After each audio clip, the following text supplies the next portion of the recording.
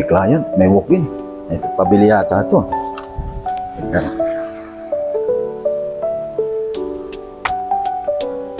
Hi sir, good afternoon. Hi, good afternoon. Sir, Minoy po, JWM Alabang. Ano pangalan niyo sir? My name is Piolo Milby. Sir, bali ito po sir yung press namin.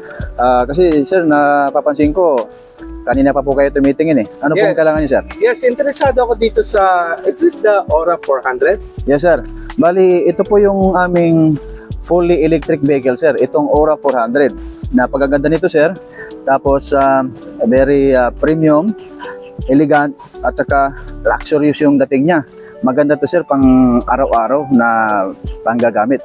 Lalo na sa office, bahay. Maganda to sir pang araw-araw. Tapos, ang gaganda pa nito sir, ang full charge po nito kayang abutin ng 375 kilometers ng full charge. Alin, itong Aura 400? Tapos, tapos ang gaganda pa nito sir, very fuel efficient. Itong Aura 400? Yung Haval H6 sir.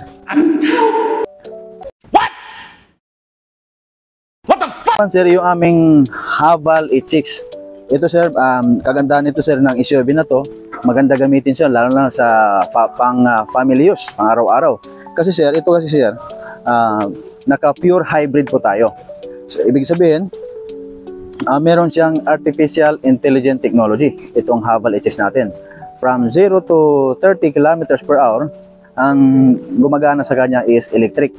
Pagka tumakbo ka ng 50 kilometers per hour pataas, always nagko-combine na po yung fuel at saka yung electric. Tapos, kagandahan pa nito sir, ang fuel consumption niya is 23 kilometers per liter. Ang gaganda pa nito sir, pang-all-terrain SUV na rin. Alin, itong Haval? Ito sir, itong Tang 300.